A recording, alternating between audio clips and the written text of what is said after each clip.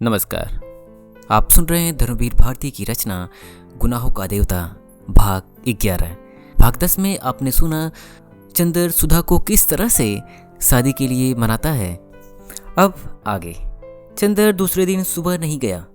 उसकी थीसिस का बहुत सा भाग टाइप होकर आ गया था और उसे बैठा हुआ सुधार रहा था, लेकिन साथ ही पता नहीं क्यों उसका साहस नहीं हो रहा था वहाँ जाने का।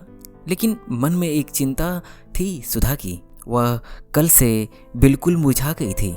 चंदर को अपने ऊपर कभी कभी क्रोध आता था, लेकिन वह जानता था कि यह तकलीफ का ही रास्ता ठीक रास्ता है।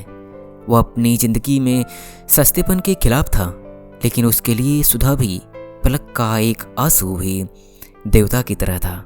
और सुधा के फूलों जैसे चेहरे पर उदासी की एक रेखा भी उसे पागल बना देती थी।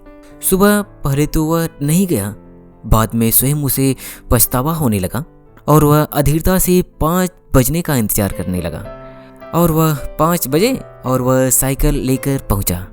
देखा सुधा और बिंती दोनों नहीं है, अकेले डॉक्टर शुक्ला अपने कमरे में बैठे हैं। चंदर गया। आओ, सुधा ने तुमसे कह दिया उसे पसंद है? डॉक्टर शुक्ला ने पूछा। हाँ, उसे कोई एतराज नहीं, चंदर ने कहा। मैं पहले से जानता था सुधा मेरी इतनी अच्छी है, इतनी सुशील है, वह मेरी इच्छा का उल्लंघन तो नहीं कर सकती। लेकिन चंदर, कल से उसने खाना पीना छोड़ दिया है। बताओ इसमें क्या फ़ायदा? मेरी बस में क्या है? मैं उसे हमेशा तो रख नहीं सकता, लेकिन आज सुबह खाते वक्त वह बैठी भी नहीं मेरे पास। बताओ, उनका गला भर आया। बताओ मेरा क्या कसूर है? चंदर चुप था। कहाँ है सुधा? चंदर ने पूछा। गैरेज में मोटर ठीक कर रही है। मैं इतना मना किया कि धूप में तप जाओगी, लू लग जाएगी, लेकिन मानी ही नहीं। बताओ इस झल्लाहट से मुझे कैसा लगता है? वृद्ध पिता के कातर स्वर में डॉक्टर ने कहा। जाओ चंदर, तुम ही समझाओ, मैं क्या कहूँ? चंदर उठकर गया। मोटर गैरेज में काफ़ी गर्मी थी, लेकिन विंती वहीं एक चटाई बिछाए पड़ी सो रही थी और सुधा इंजन का कवर उठाए मोटर साफ करने में लगी हुई थी। विंती बेहोश सो रही थी। तकिया चटाई से हटकर जमीन पर चला गया था और चोटी फर्श पर सोई हुई नागिन की तरह पड़ी थी। विंती का एक हाथ छाती पर था और एक हाथ जमीन पर। आंचल न रहकर चादर बन गया था। चंदर के जाते ही सुधा ने मुंह फेर कर देखा। चंदर, आओ। छेड़ मुस्कुराहट उसके होठों पर दौड़ गई, लेकिन इस मुस्कुराहट में उल्लास लूट चुका था। रेखाएं बाकी थी। सहसा उसने मुड़कर देखा। बिंती, अरे कैसे घोड़ा बेचकर सो रही है? उठ, चंदर आए हैं। बिंती ने आंखें खोली, चंदर की ओर देखा, लेटे ही लेटे नमस्ते किया और आंचल संभाल कर फिर करवट बदलकर सो गई। बहुत सोती है कमबख्त, सुधा बोली।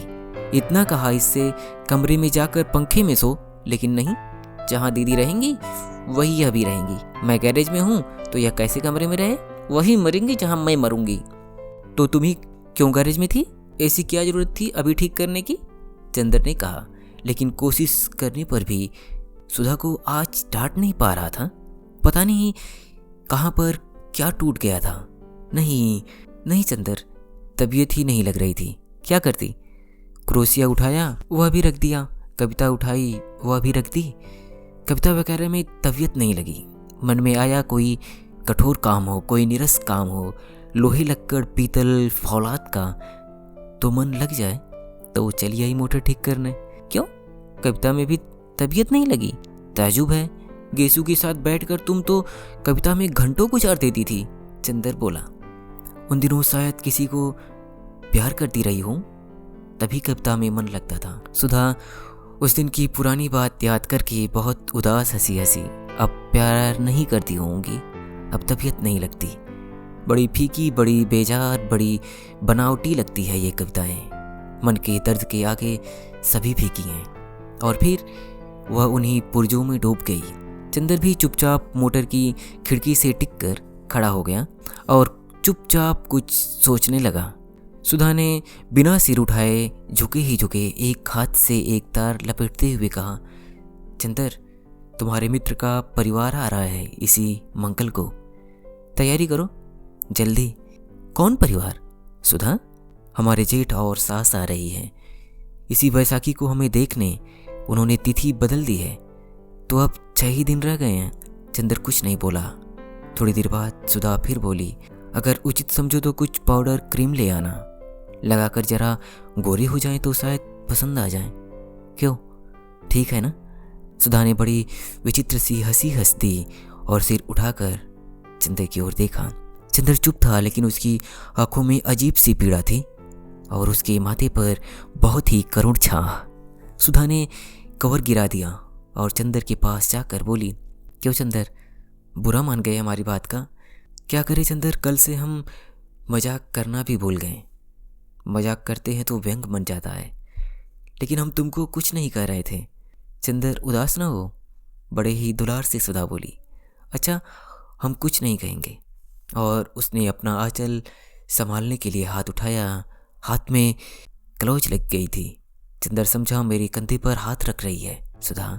वह अलग हटा तो सुधा अपने हाथ को देखकर बोली, घबराओ ना देवता, तुम्हारी उज्जवल साधना में कालिख नहीं लगाऊंगी, अपने आंचल में पोंछ लूंगी। और सचमुच आंचल में हाथ पोंछ कर बोली, चलो अंदर चलें। उठ बिनती, बिलैया कहीं की। चंदर को सोफे पर बिठाकर उसी की बगल में सुधा बैठ गई और अंगुलियां जोड़ते हुए कहा, चंदर सिर में बहुत दर्द हो रहा है। सिर में दर्द नहीं होगा तो क्या, इतनी तपिश में मोटर बना रही थी। पापा कितने दुखी हो रहे थे आज। तुम्हें इस तरह करना चाहिए, फिर फायदा क्या हुआ? ना ऐसे दुखी किया वैसे दुखी कर लिया। बात तो वही रही ना। तारीफ तो तब थी कि तुम अपनी दुनिया में अपने हाथ से आग लगा देती और चेहरे पर सिकन ना आती। अभी तक दुनिया की सभी ऊंचाई समेट कर भी बाहर से वही बचपन कायम रखा था तुमने। अब दुनिया का सारा सुख अपने हाथ से लुटाने पर भी वही बचपन, वही उल्लास क्यों नहीं कायम रखती? बचपन? सुधा हंसी। बचपन अब खत्म हो गया चंदर, अब मैं बड़ी हो गई। बड़ी हो गई? कब से? कल दोपहर से चंदर। चंदर चुप। थोड़ी देर बाद फिर स्वयं सुधा ही बोली, नहीं चंदर, 2-3 दिन में ठीक हो जाऊंगी, तुम घबराओ मत। मैं मृत्यु सैया पर भी रहूंगी तो तुम्हारे आदेश पर हंस सकती हूँ। और फिर सुधा गुमसुम बैठ गई। चंदर चुपचाप सोचता रहा और बोला, सुधी, मेरा तुम्हें कुछ भी ध्यान नहीं है। और किसका है चंदर? तुम्हारा ध्यान न होता तो देखती मुझे कौन झुका सकता था। आज से सालों पहले जब मैं पापा के पास आई थी तो मैंने कभी न सोचा था कि कोई भी होगा जिसके सामने मैं इतना झुक जाऊंगी। अच्छा चंदर, मन बहुत उचट रहा है, चलो कहीं घूम आए, चलोगे? चलो, चंदर ने कहा। जाए विनती को जगा लाएं, वह कमबख्त अभी पड़ी सो रही है। सुधा उठकर चली गई। थोड़ी देर में विनती आँख मलते बगल में चटाई दाबे आई और फिर बरामदे में बैठकर ऊँघने लगी। पीछे पीछे सुधा आई और चोटी खींचकर बोली, चल तैयार हो, चलेंगे घूमने। थोड़ी देर में तैयार हो गए। सुधा ने जाकर मोटर निकाली और बोली चंदर से, तुम चलाओगे या हम? चलो आज हम ही चलाएंगे, चलो इसी पेड़ से लड़ा दे मोटर आज। अरे बाप रे, पीछे बिनती चिल्लाई, तब हम नहीं जाएंगे। सुधा और चंदर दोनों ने मुड़कर देखा और उसकी घबराहट देखकर दंग रह गए। नहीं मरेगी तू, सुधा ने कहा और आगे बैठ गई। बिनती, तू पीछे बैठेगी? सुधा ने पूछा। न भैया, मोटर चलेगी तो मैं गिर जाऊंगी। अरे कोई मोटर के पीछे बैठने के लिए थोड़ी कह रही हूँ, पीछे की सीट पर बैठेगी, सुधा ने पूछा। ओह, मैं समझी तुम कह रही हो पीछे बैठने के लिए, जैसे बग्घी में साइस बैठते हैं। हम तुम्हारे पास बैठेंगे, विनती ने मचल कर कहा। अब तेरा बचपन इटला रहा है, बिल्ली कहीं की, चला मेरे पास। विनती मुस्कुराती हुई जाकर सुधा के बगल में बैठ गई। सुधा ने उसे दुलार से पास खींच लिया। चंदर पीछे बैठा तो सुधा बोली, अगर कुछ हर्ज ना समझो तो तुम भी आगे आ जाओ, या दूरी रखनी हो तो पीछे ही बैठो।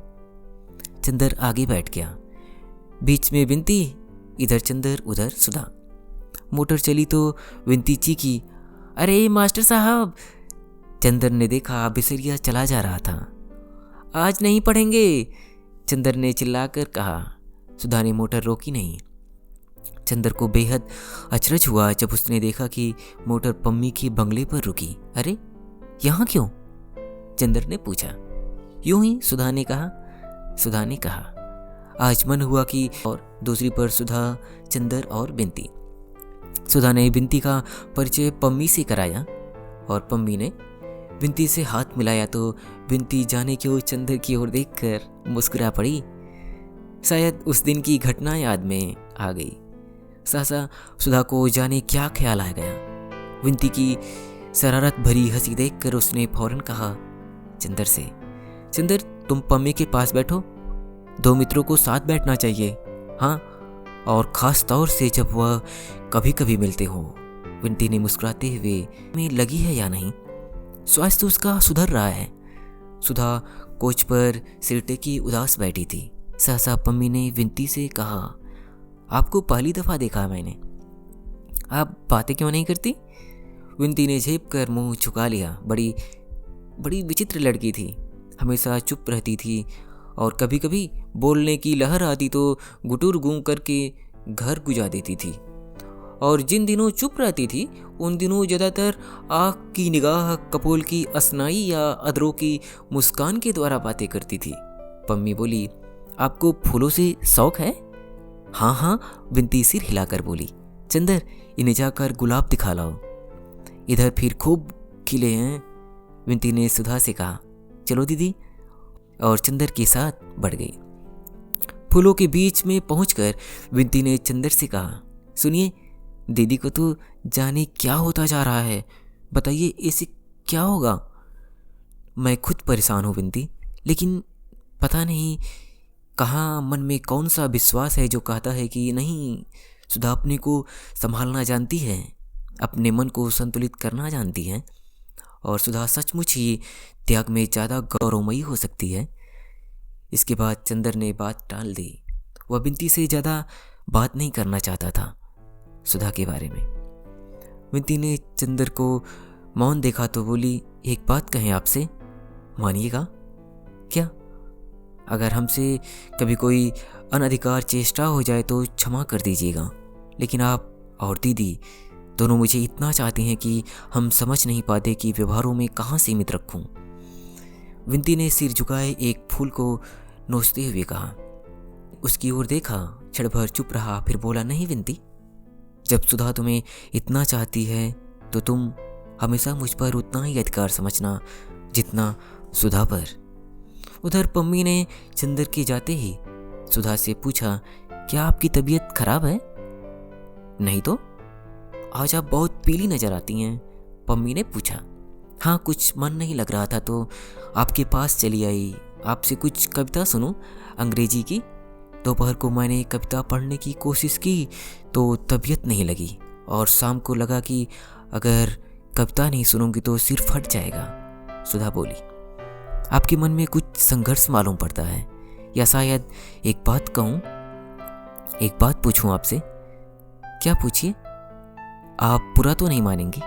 नहीं, बुरा क्यों मानूंगी? आप कपूर को प्यार तो नहीं करती? उससे विवाह तो नहीं करना चाहती? जी मिस पम्मी, आप कैसी बातें कर रही हैं? उसका मेरे जीवन में ऐसा स्थान नहीं।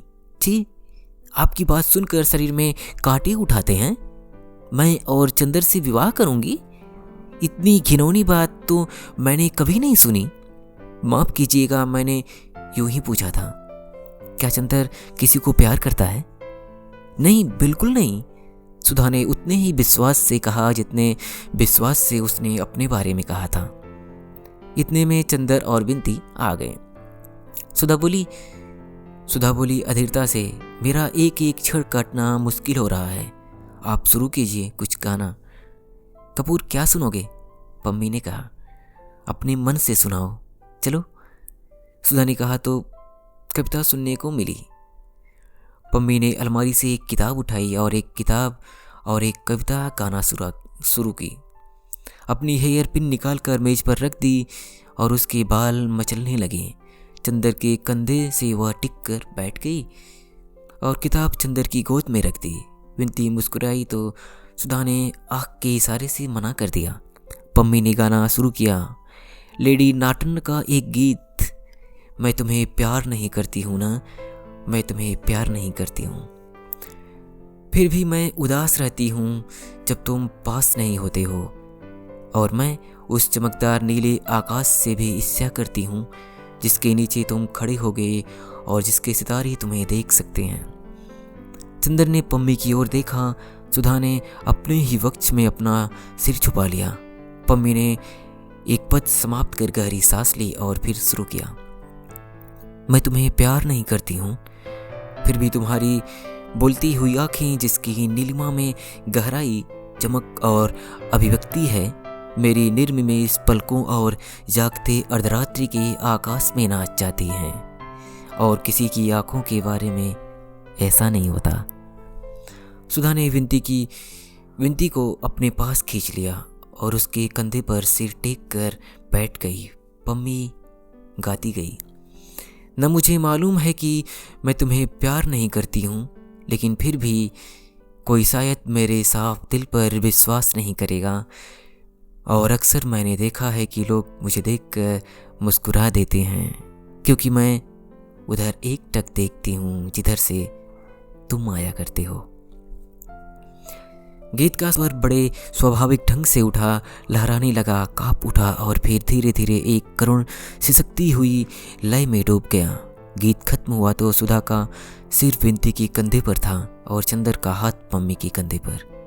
चंदर थोड़ी देर सुधा की ओर देखता रहा, फिर पम्मी की एक हल्की सुनहरी लट से खेलते हुए बोला, पम्मी तुम बहुत अच्छा गाती हो।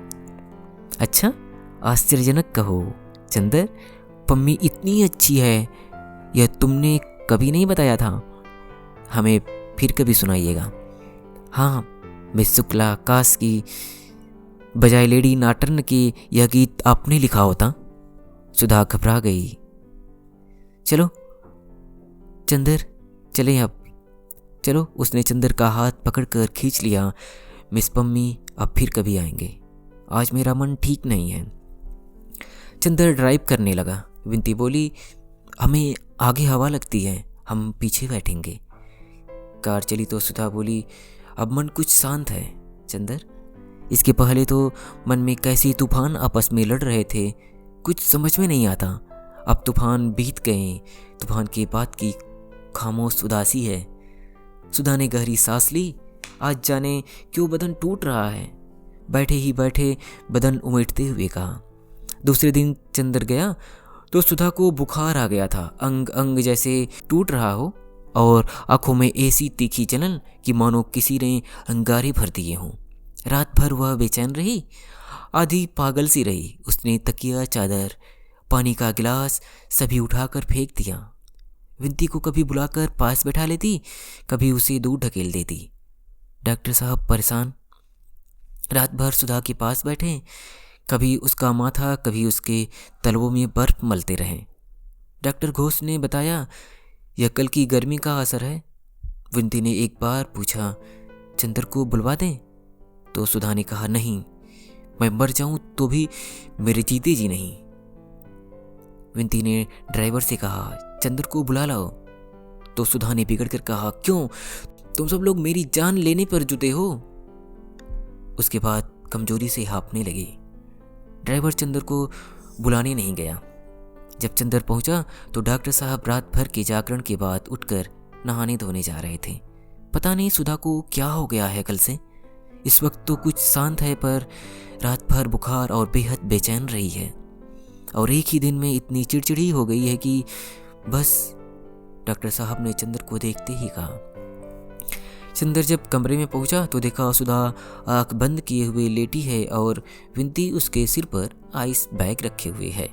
सुधा का चेहरा पीला पड़ गया है और मुंह पर जाने कितनी ही रेखाओं की उलझन है। आंखें बंद है और पलकों के नीचे से अंगारों की आँच छनकर आ रही है। चंदर की आहट पाते ही सुधा ने आंखें खोली, अजीब सी आग्नेय निगाहों से चंदर की ओर देखा और विनती से बोली, विनती इनसे कह दो जाए यहाँ से। विनती स्तब्ध। चंदर नहीं समझा।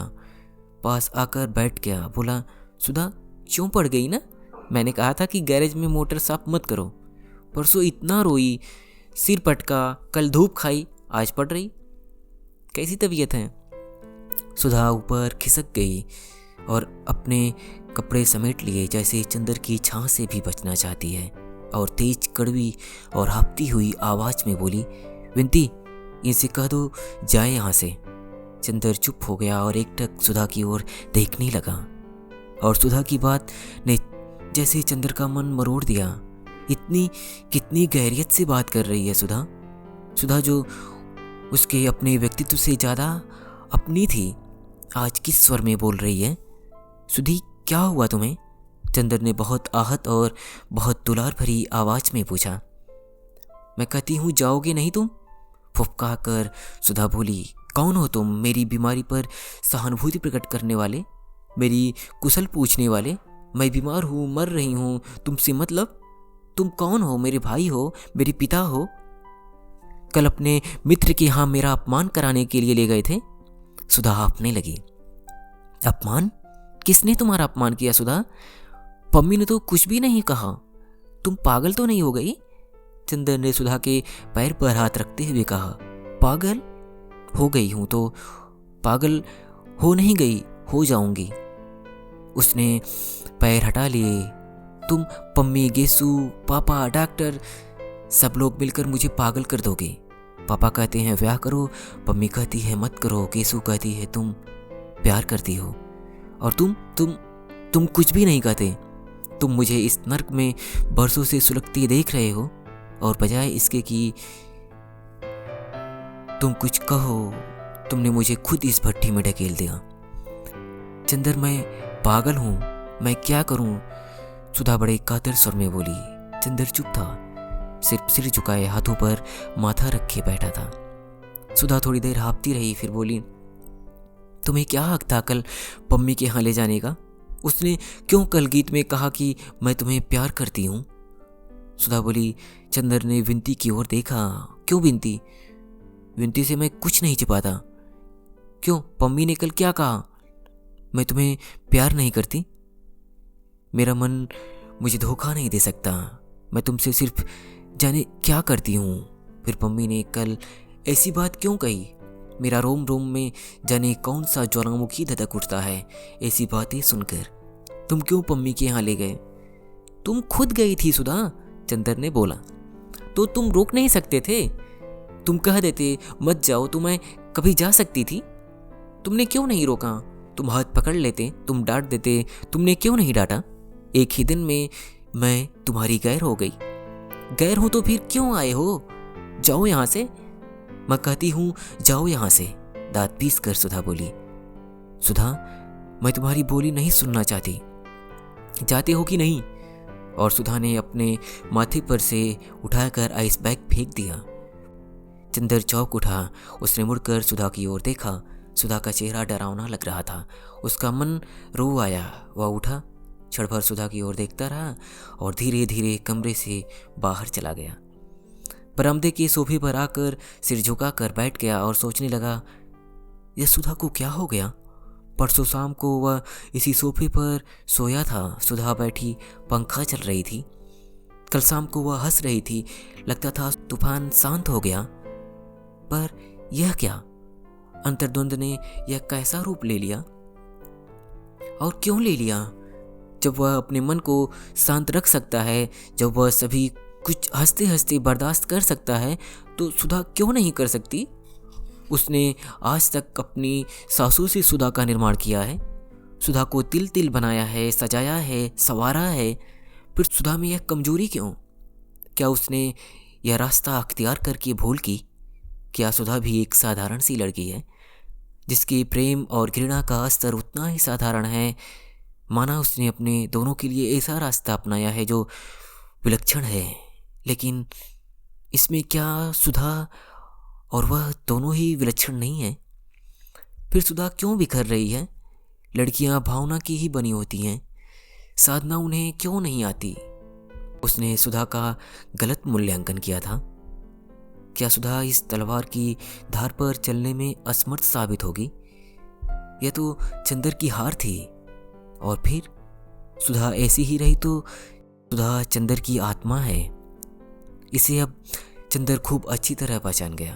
तो क्या अपनी ही आत्मा को घोट डालने की हत्या का पाप चंदर के सिर पर है? तो क्या त्याग मात्र नाम ही है? क्या पुरुष और नारी के संबंध का एक ही रास्ता है, प्रणय, विवाह और तृप्ति? पवित्रता, त्याग और दूरी क्या संबंधों की विश्वासों को जिंदा नहीं रखने दे सकते? तो फिर सुधा और पम्मी में क्या अंतर है? क्या सुधा के हृदय के इतने समीप रहकर, सुधा के व्यक्तित्व में घुल मिलकर और आज सुधा को इतने अंतर पर डालकर चंदर पाप कर रहा है? तो क्या फूल को तोड़कर अपनी ही बटन के होल में लगा लेना ही पुण्य है और दूसरा रास्ता गर्हित है, विनाशकारी है? क्यों उसने सुधा का व्यक्तित्व तोड़ दिया? तीने उसके कंधे पर हाथ रखा, विचार श्रृंखला टूट गई। विनती थी। क्या सोच रहे हैं आप? विनती ने पूछा स्नेह से। कुछ नहीं, नहीं बताइएगा, हम नहीं जान सकते हैं। विनती के स्वर में ऐसा आग्रह, ऐसा अपनापन, ऐसी निश्चलता रहती थी कि चंदर अपने को भी नहीं रोक पाता था, छिपा नहीं पाता था। कुछ नहीं विनती, तुम कहती हो सुधा को इतने अंतर पर मैंने रखा तो मैं देवता हूँ। सुधा कहती है मैंने अंतर पर रखा, मैंने पाप किया। जाने क्या किया है मैंने? क्या मुझे कम तकलीफ है? मेरा जीवन आजकल किस तरह घायल हो गया है मैं जानता हूँ। एक पल मुझे आराम नहीं मिलता। क्या उतनी सजा काफ़ी नहीं थी जो सुधा को भी किस्मत यह दंड दे रही है? मुझे को सभी बेचैनी और दुख मिल जाता। सुधा को मेरे पाप का दंड क्यों मिल रहा है? विनती, तुमसे अब कुछ नहीं छिपा। जिसको मैं अपनी सांसों से दुबका कर इंद्रधनुष के लोक तक ले गया, आज हवा के झोंके उसे बादलों की ऊंचाई से क्यों ढकेल देना चाहते हैं? और मैं कुछ भी नहीं कर सकता। इतनी देर बाद विनती ने नम्रता भरे स्पर्श में चंदर की आंखें झलझला आई। छी, आप समझदार हैं दीदी, ठीक हो जाएंगी, घबराने से काम नहीं चलेगा। आपको हमारी कसम है, उदास मत होइए, कुछ सोचिए मत, दीदी बीमार है। आप इस तरह से करेंगे तो कैसे काम चलेगा? उठिए, दीदी बुला रही हैं। चंद्र गया। सुधा ने इशारे से पास बुलाकर बिठा लिया। चंद्र, हमारा दिमाग ठीक नहीं है, बैठ जाओ, लेकिन कुछ बोलना मत, बैठे रहो।